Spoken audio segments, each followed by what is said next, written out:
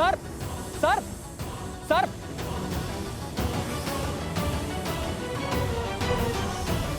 रुको। ये भी जीव है, किसी की कुनीति का साधन। ना ये हमें संकट पहुंचा रहे हैं और ना ही हम इन्हें क्षति पहुंचाएंगे।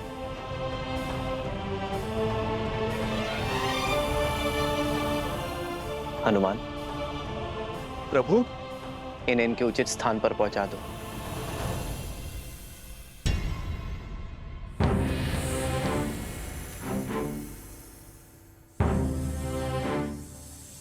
अश्वचैन की पूजा से पहले ऐसी घटना घोर अपशकुन है राम।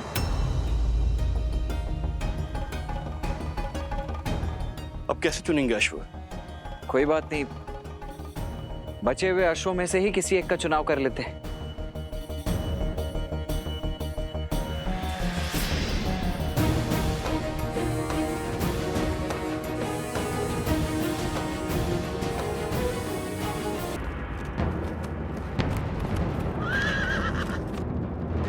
अश्वचैन की पूजा से पहले ऐसी घटना घोर अपशकुन है राम। अब कैसे चुनेंगे अश्व? कोई बात नहीं, बचे हुए अश्वों में से ही किसी एक का चुनाव कर लेते हैं।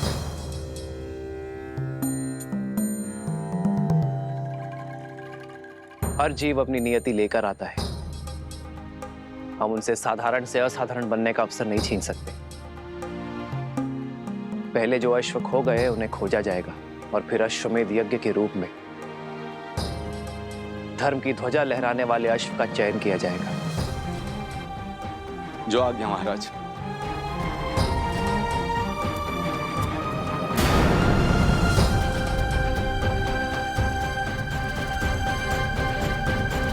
ध्यान से सुनो, तुम सब यही रुको और इन वृद्ध दंपति की रक्षा करो। मैं और भैया उन दुष्टों से इनकी पुत्री को बचा कर लाते हैं।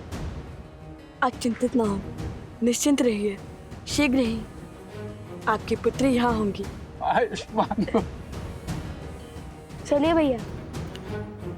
भैया, सोमकर्ण को भी ले चले। क्यों? तुमने तो कहा था कि मैं सदा फंस जाता हूँ। तभी तो साथ ले जा रहे हैं। हमारे दृष्टि के सामने फंसोगे तो हमें तुम्हें बचाने में सरलता होगी। यहाँ आए और पता चला तुम खो गए, फिर कहाँ खोजते रहेंगे तुम्हें। चलो अब।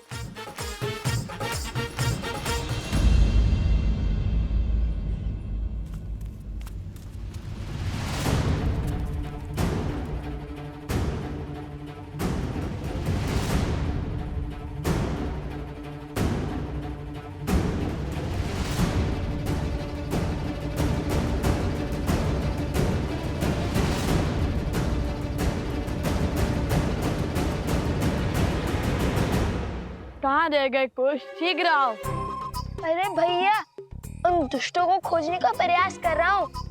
यदि वो हमसे दूर जाएंगे तो उनकी ध्वनि तरंगों के माध्यम से हमें सुनाई देगी।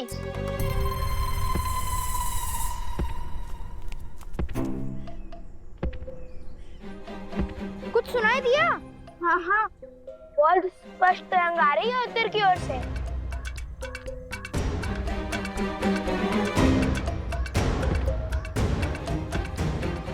अरे हाँ, मुझे भी सुनाई दे रहा है। तरंग बहुत ही निकट से आ रही है, अर्थात वो उद्दंडी स्वयं ही हमारे पास में फंसने आ रहे हैं। कैसा पाश? वही जो तुम दोनों ने बिछाया होगा। तुम केवल भूमि से ध्वनि तरंग सुन रहे हो, पवन में आ रही ध्वनि नहीं। ये कोई दुष्ट नहीं, मदमस्त गज है। वो उस ओर से आ रहा है। गज?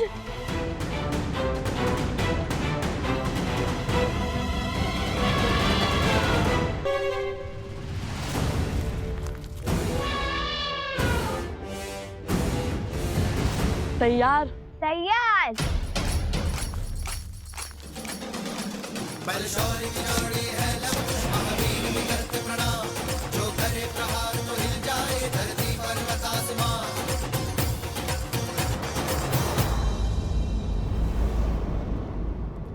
अपने पुत्रों पर मंडराते संकट का आभास हो रहा है मुझे ऋषिवर। सोचा भगवान वाल्मीकि से बात करूं, किंतु वो ध्यान में लीन है। आप निश्चिंत रहिए, मैं भगवान वाल्मीकि से बात करूंगा। आप अपनी कुटिया में विश्राम कीजिए। मैं अति शीघ्र भगवान वाल्मीकि का संदेश आप तक लेकर आता हूं।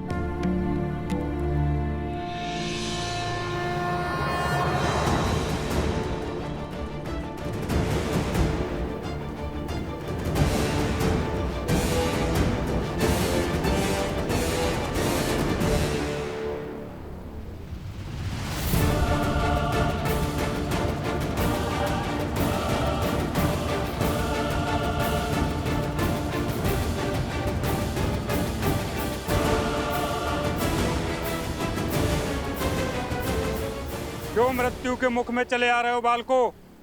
लौट जाओ। लौटना तो तुम्हें होगा। छोड़ दो उस कन्या को और वचन दो कि कभी उन वृद्ध दंपत्ति को नहीं सताओगे। हमसे मुक्ति चाहते हो तो इन्हें मुक्त करो। राम भक्त हैं हम, शब्दों से डिगेंगे नहीं।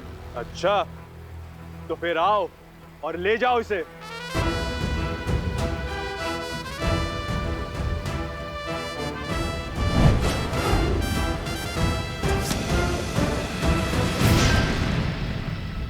वचन देकर पाप किया है तुमने, दुष्ट से अधर्मी बन गए हो।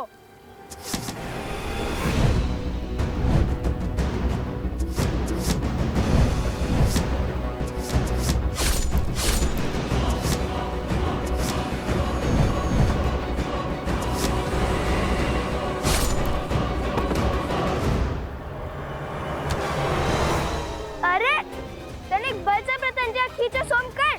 देखो ऐसे।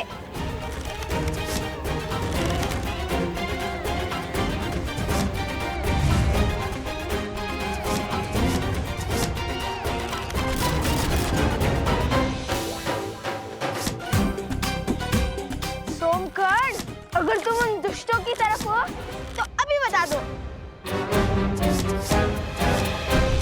सब कुछ कितना शुभ चल रहा था हमारे राम राज्य में, अकस्मात क्या हुआ? हाँ गुरुवर, ये सब क्या हो रहा है? कदाचित देवता इस यज्ञ से प्रसन्न नहीं है। यदि ये यज्ञ उचित समय पर प्रारंभ ना हुआ तो इस यज्ञ और यज्ञ का संकल्प लेने वाले राजा का कोई मूल्य नहीं रहेगा। बस अब इससे अधिक मैं और कुछ नहीं कह सकता। सबका भला।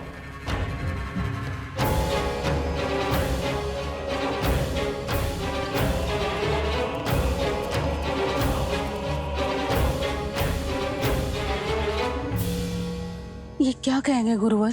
श्री राम का मोल ना रहा तो हम भी मूल्यहीन हो जाएंगे।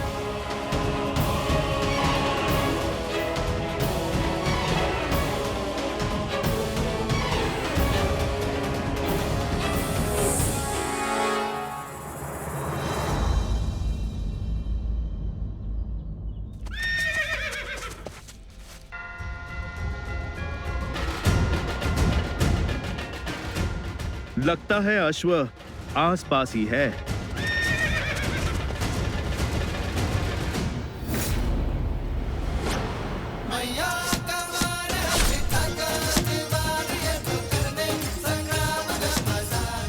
भागो तुम लोग।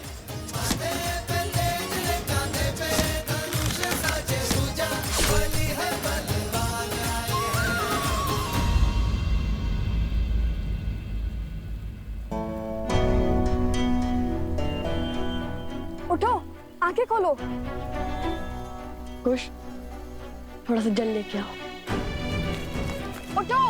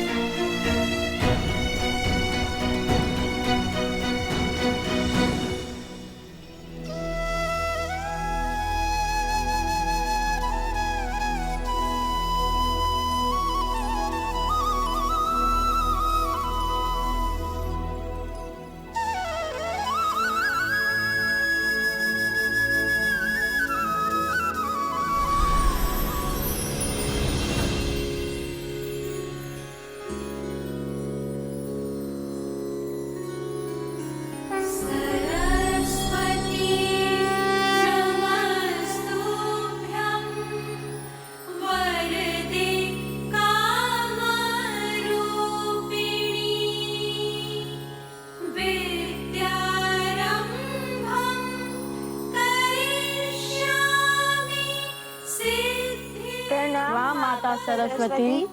लवकुश, तुम दोनों ने ही पराक्रम की प्रकाष्ठा पार की है। मैं तुम दोनों से ही अत्यंत प्रसन्न हूँ। मांगो, क्या वर चाहते हो?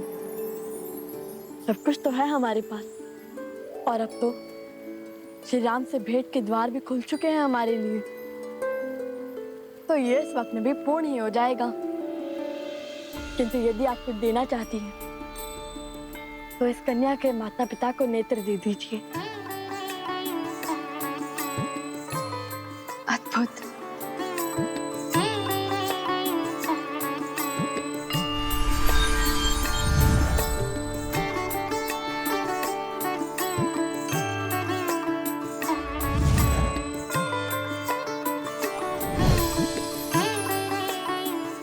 ये भगवान विष्णु का प्रतिरूप दिव्य शालिग्राम है। ये उस दंपत्ति को दे देना, उनकी दृष्टि लौट आएगी।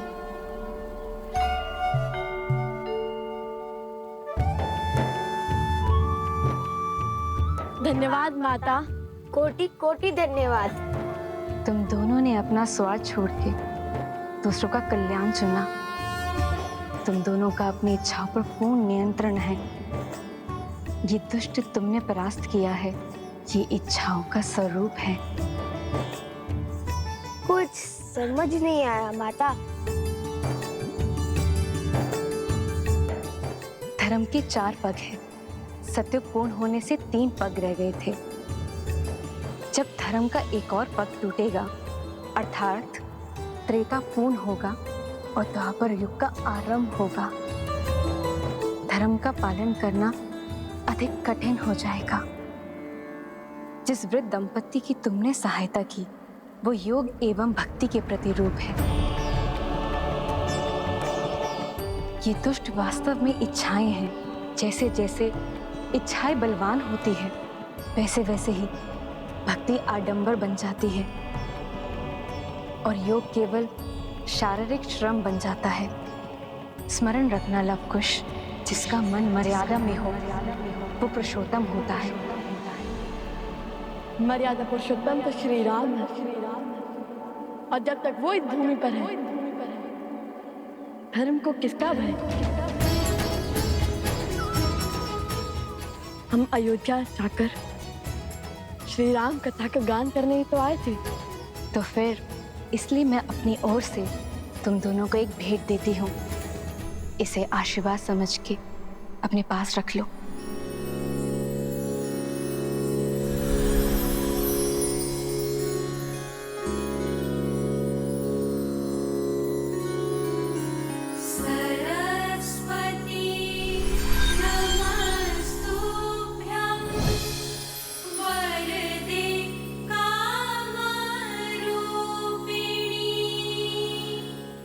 कला अंतर मन के भाव को स्पष्ट करती है, और ये वीणा तुम्हारे मन के भावों को ध्वनि देगी।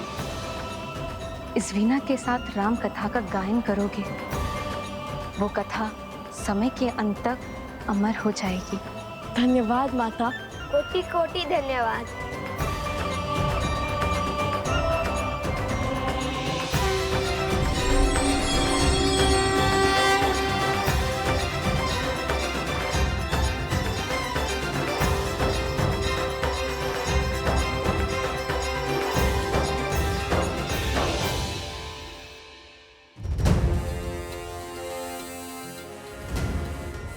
तनिक ऊपर से देखना होगा।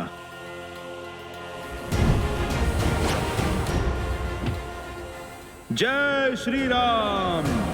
बजरंग बली हनुमान, जय जय महाबली हनुमान। भैया, मुझसे तो प्रतीक्षा ही नहीं हो रही। मन कहता है इसे अभी बजा कर देखूं। माता सरस्वती ने कहा था कि ये हमारे मन के भावों को ध्वनि देती है, इसलिए हम इससे राम भक्ति की धुन में गुंजाते हैं।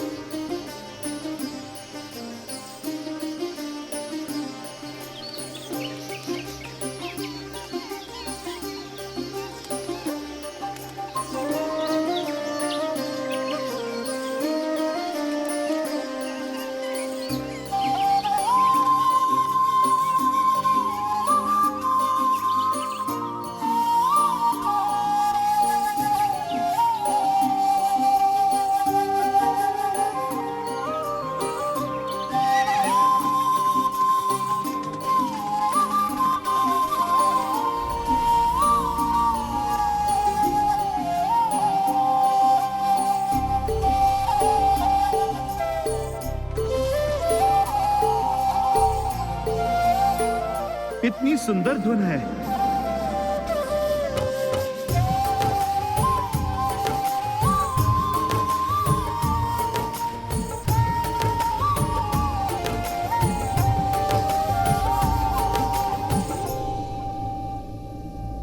गुरुवर,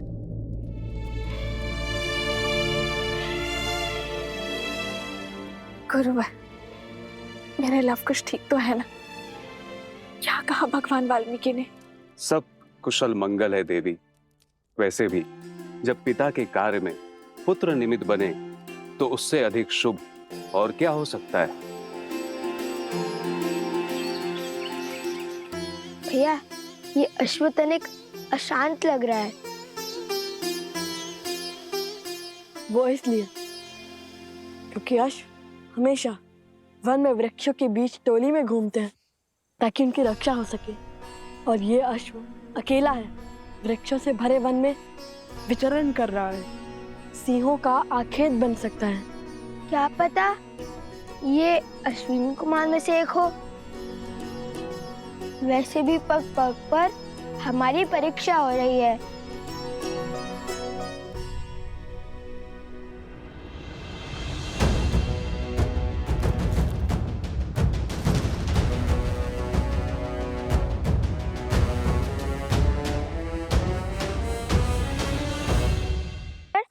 अवश्य ही ये सोमकर्ण है। जब भी हमारे साथ रहता है तब कोई ना कोई संकट आ पड़ता है। नहीं नहीं, सत्य कुछ और है। जब जब मैं तुम दोनों के साथ रहता हूँ तब तब मुझ पर विपत्तियों का पहाड़ आ पड़ता है।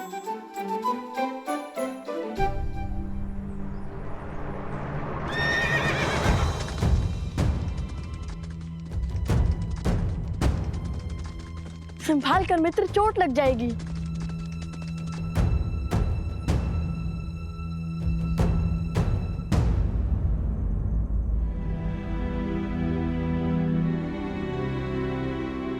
अति उत्तम भैया। ये तो अधिक उत्तेजित लगता है। जब मुझे उत्तेजना होती है तब माता मुझे राम नाम स्मरण करवाती है। तुम भी राम नाम का स्मरण करो मित्र। कुछ और सोचना पड़ेगा। सोच लिया।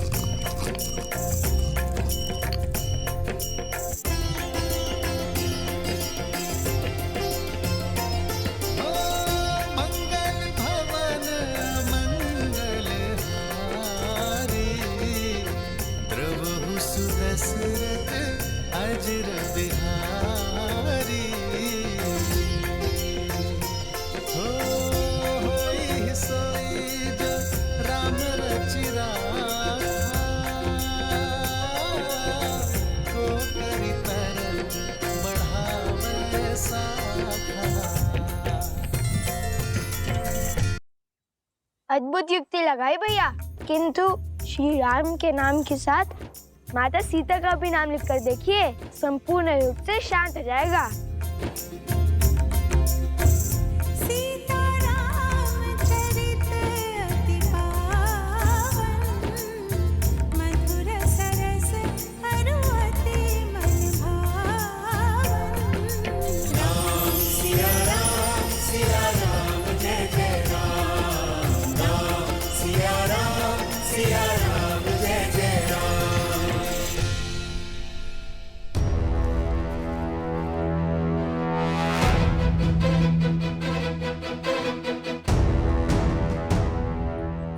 अश्व।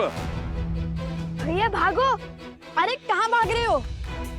विपत्ति से दूर। पहले तुनीर का चोर समझकर हमारे पीछे भागे, उसके बाद वो अश्व का स्वामी, और अब इसे खोजने भी कोई आ रहा है। जिनका अश्व है वो आ गए हैं।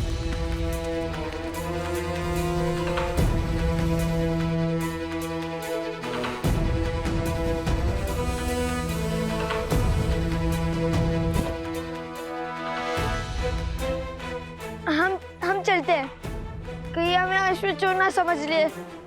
इन्हें समझाने लगी तो अयोध्या जाने का अवसर छूट जाएगा। बात तो उचित है। ठीक है मित्र, अपना ध्यान रखना। हम चलते हैं। यदि प्रभु श्री राम ने चाहा तो फिर भेंट होगी।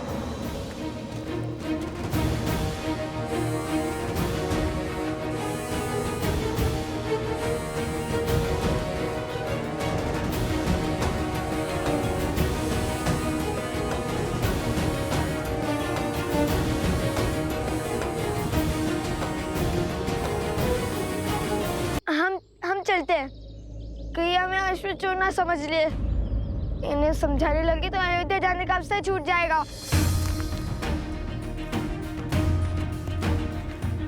बात तो उचित है। ठीक है मित्र, अपना ध्यान रखना। हम चलते हैं। यदि प्रभु श्री राम ने चाहा तो फिर भेंट होगी।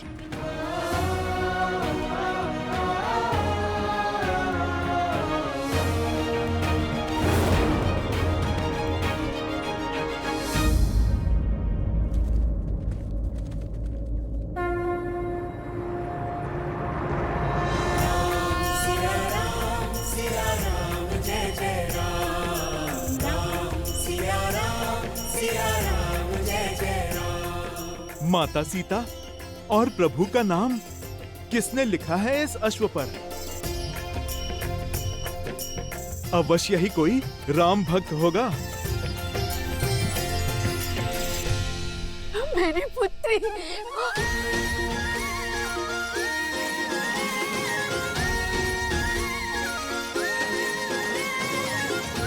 जय श्री राम, जय श्री राम।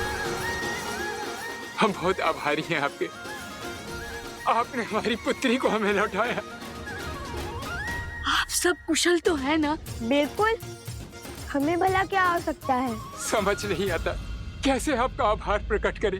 इसकी कोई आवश्यकता नहीं। हमने केवल अपना कर्तव्य निभाया है। इसमें आभार कैसा? परंतु हाँ, पुरस्कार अवश्य मिल गया हमें। हमसे प्रसन्न होकर माता सरस्वती ने हमें दर्शन भी दिए और आपके लिए ये भेंट भी। भेंट?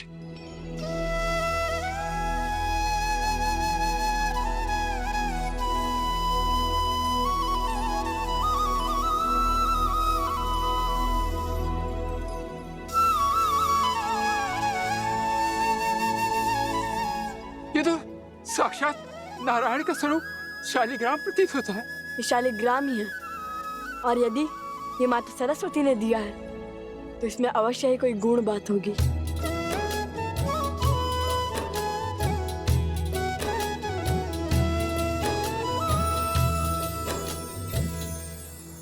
हरि ओम।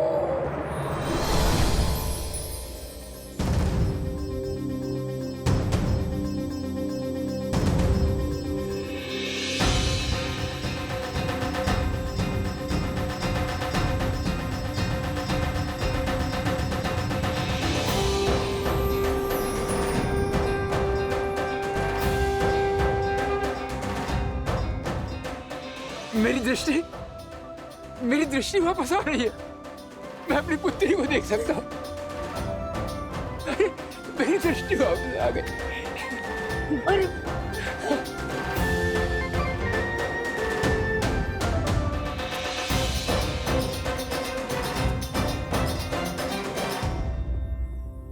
आप दोनों साक्षात भगवान हैं। नहीं, भगवान तो स्वयं श्री राम है। हम तो केवल उनके भक्त हैं।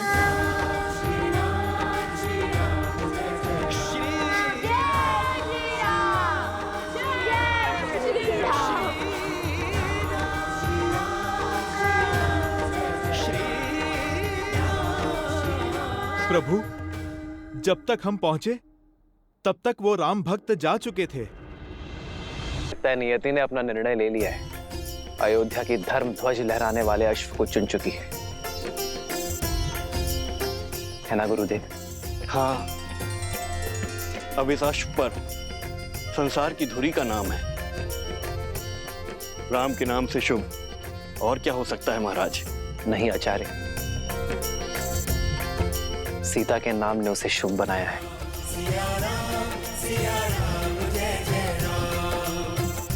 कल अयोध्या की धरा में अश्वमेध यज्ञ का शंखनाद होगा। धर्म की जय हो। रघुकुल की जय हो।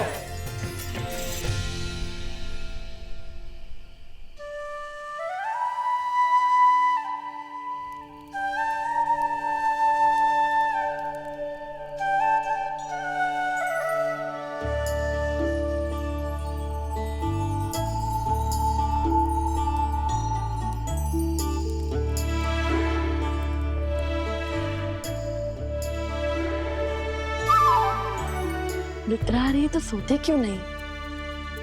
मैं हूं ना, पहरा दे दूंगा।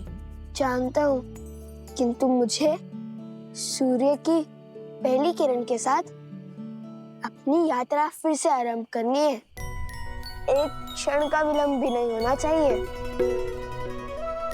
मुझे शीघ्र अतिशीघ्र श्री राम और माता सीता के दर्शन करने हैं। ठीक है, तुम पहरा दो, मैं सो जाता हूँ। नहीं नहीं नहीं, आप नहीं सो सकते। क्यों? देख नहीं रहे कितने जतनों से जागा हूं। अगर आप सो गए तो मुझे भी निद्रा आ जाएगी। बैठे रहिए ना। बस अब ठीक है।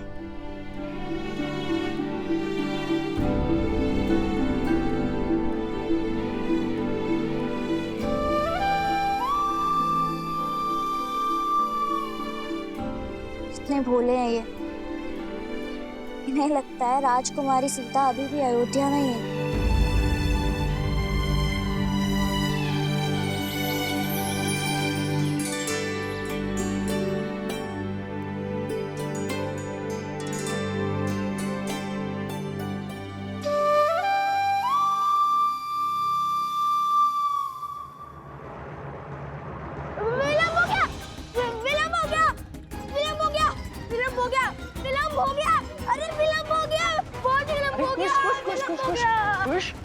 शांत हो जाओ, क्या हुआ? लव भैया कहाँ है? लव? मैं यहाँ हूँ।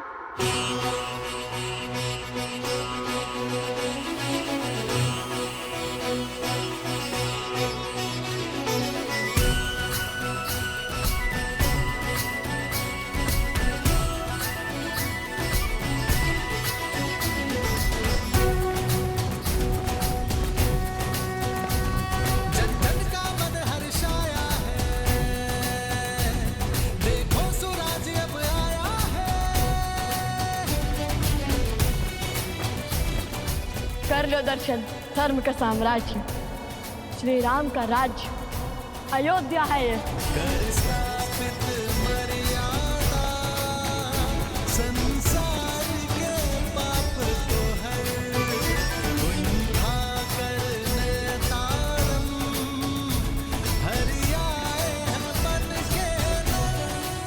लगता है ये सब अश्वमेध यज्ञ देखने आए हैं। ये तो पूरा संसार अयोध्या आ गया है। ऐसे में लगता है श्री राम तुम्हें एक क्षण भी दे पाएंगे।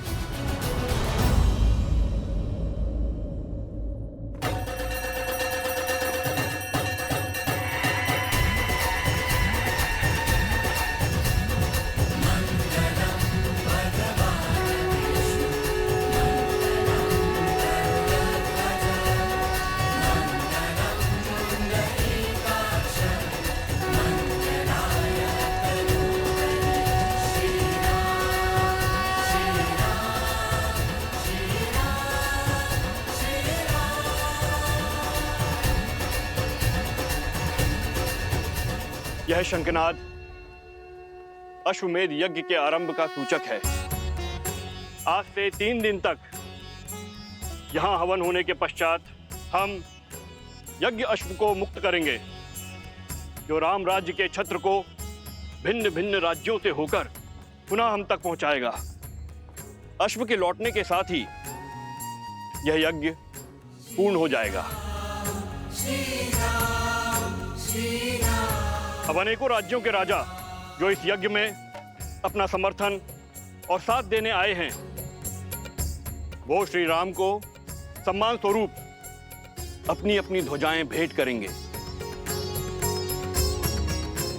जो अटूट संधि का प्रतीक है। और इसी भांति एक एक करके सहस्त्रों राज्यों की ध्वजाएं अयोध्या और धर्म के संरक्षण में लहराती रहेंगी।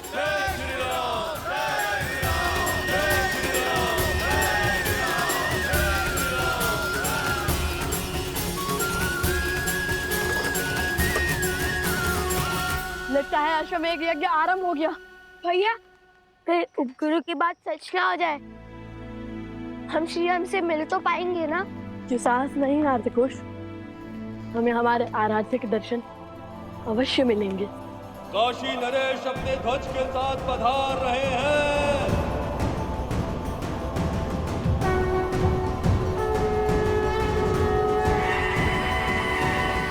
अरे कुश, लगता है यज्ञ की प्रक्रिया आरंभ हो गई है। सुना तुमने?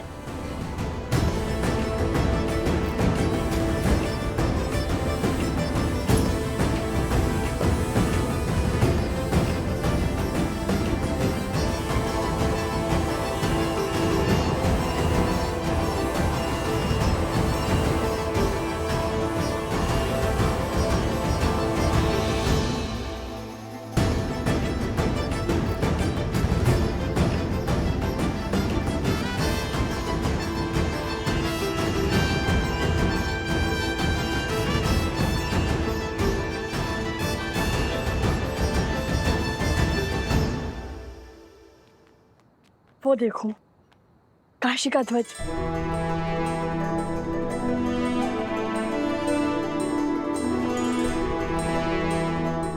यदि लोगों को ज्ञात होता कि राजकुमार पधारे हैं, तो सब सर झुकाकर हमें मार्ग दे देते।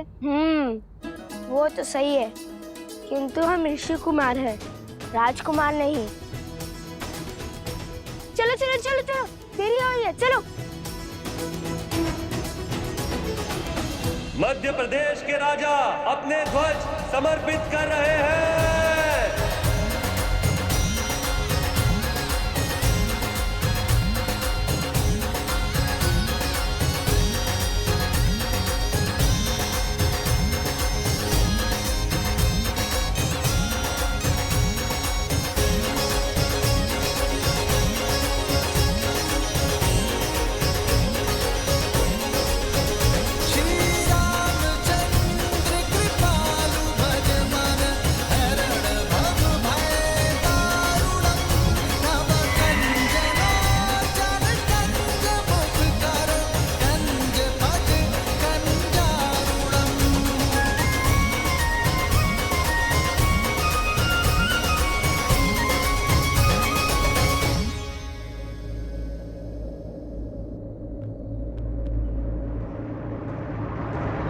रुको,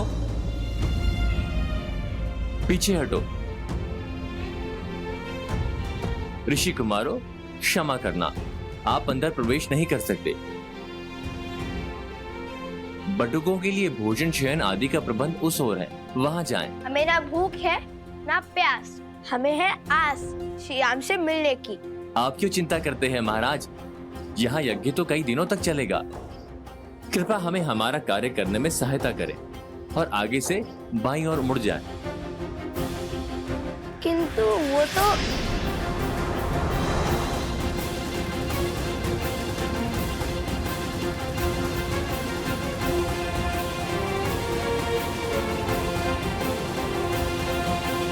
भैया, मैं एक क्षण और प्रतीक्षा नहीं कर सकता। क्यों खींचा आपने मुझे?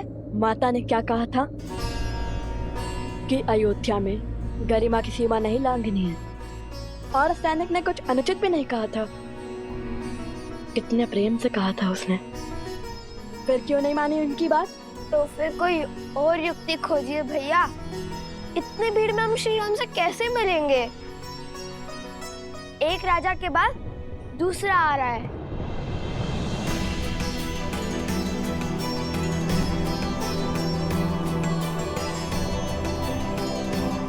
उचित कहता है सोम, हम राजकुमार होते तो अब तक मिल लेते श्री राम से।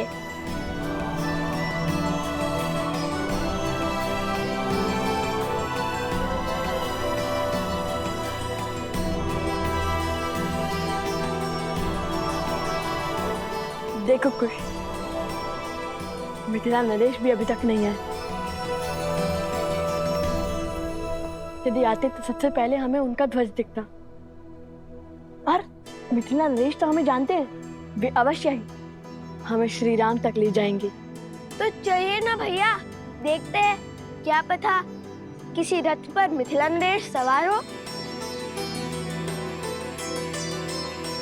मिथिला के नरेश अयोध्या की महारानी सीता के पिता महाराजा जनक अयोध्या में प्रवेश कर रहे हैं।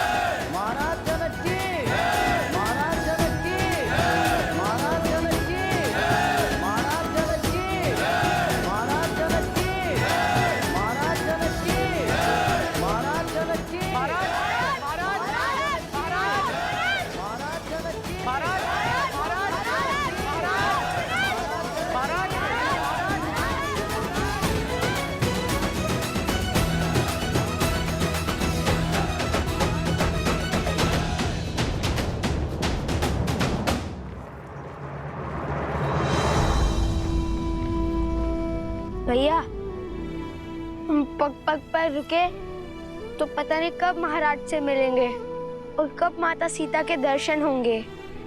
अब क्या करे भैया, यहाँ तो सहस्त्र साधु संत हैं।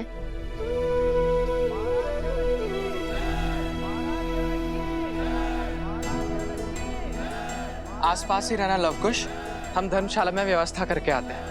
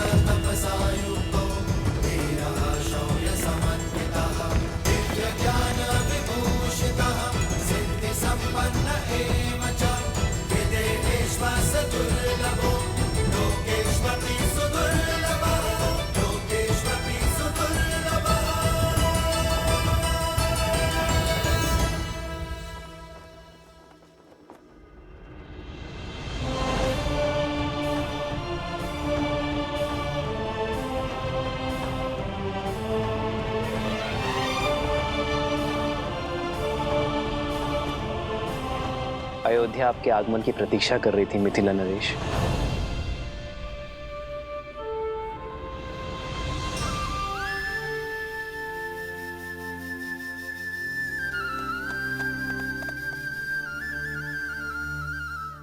भैया, यदि सैनिक हमें ऐसे ही दान भोजन में व्यस्त रखेंगे तो हम श्री राम और माता सीता से कैसे मिलेंगे?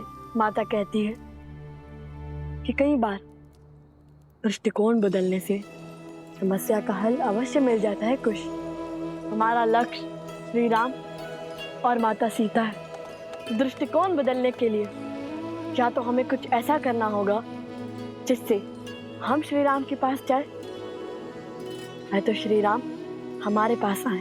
भैया, हम कौन से बड़े महान राजा, साधु या फिर कलाकार हैं जो महाराज हमसे मिलने आएंगे या हमें अपने पास बुलाएंगे?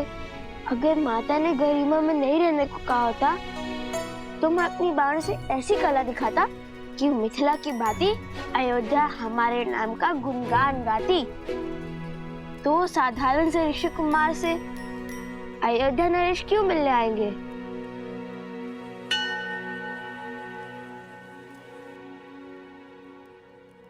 एक बार पुनः बोलना। दो साधारण से ऋषि कुमार? ये नहीं, उससे पहले जो बोला था। भानु से कला का प्रदर्शन? उससे भी पहले। हम कौन से कोई महान राजा, साधु या कलाकार हैं? क्यों? सत्य ही तो कहा था मैंने। कला कुश, कला।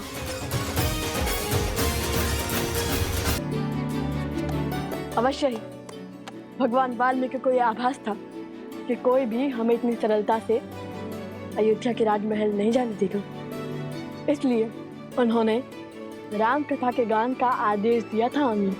चलिए भैया।